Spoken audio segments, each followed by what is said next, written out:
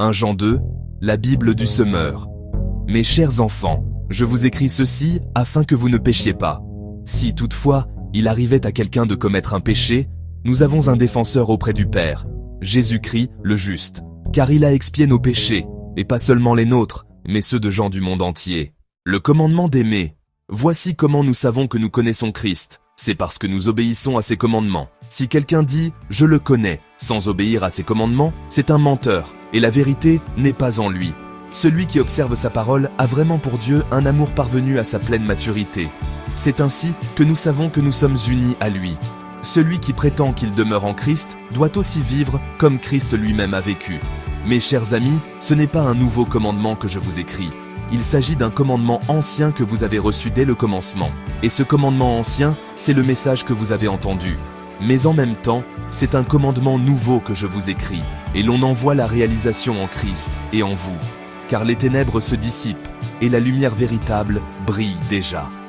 Celui qui prétend être dans la lumière tout en détestant son frère est encore présentement dans les ténèbres. Celui qui aime son frère demeure dans la lumière et rien en lui ne risque de causer sa chute. Mais celui qui déteste son frère est dans les ténèbres. Il marche dans les ténèbres sans savoir où il va, parce que les ténèbres l'ont rendu aveugle. Enfants, pères et jeunes gens. Je vous écris ceci, enfants. Vos péchés vous sont pardonnés grâce à Jésus-Christ. Je vous écris ceci, père. Vous connaissez celui qui est dès le commencement. Je vous écris ceci, jeunes gens. Vous avez vaincu le diable. Je vous le confirme, enfants. Vous connaissez le Père. Je vous le confirme, père. Vous connaissez celui qui est dès le commencement. Je vous le confirme, jeunes gens, vous êtes forts. La parole de Dieu demeure en vous et vous avez vaincu le diable. Face au monde mauvais et aux antichrists.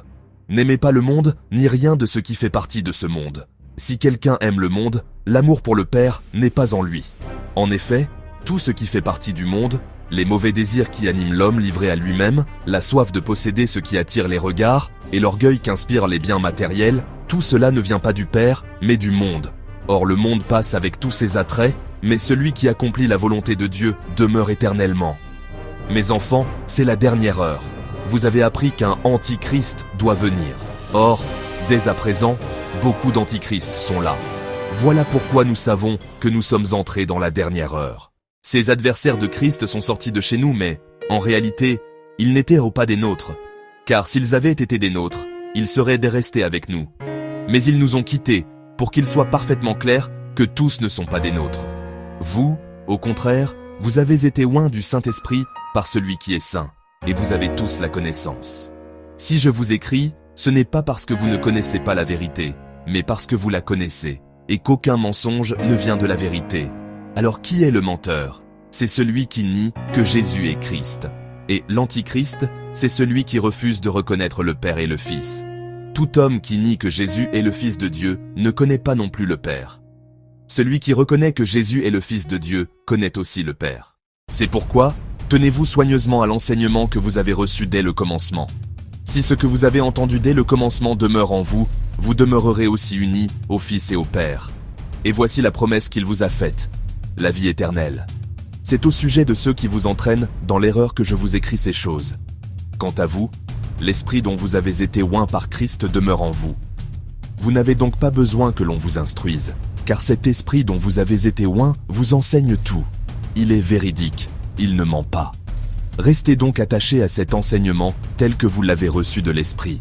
Mes enfants, demeurez attachés à Christ pour qu'au moment où il paraîtra, nous soyons remplis d'assurance et que nous ne nous trouvions pas tout honteux, loin de lui au moment de sa venue. Vivre en enfant de Dieu. Qui est né de Dieu ne pêche pas. Vous savez que Dieu est juste. Reconnaissez par conséquent que tout homme qui accomplit ce qui est juste est né de lui.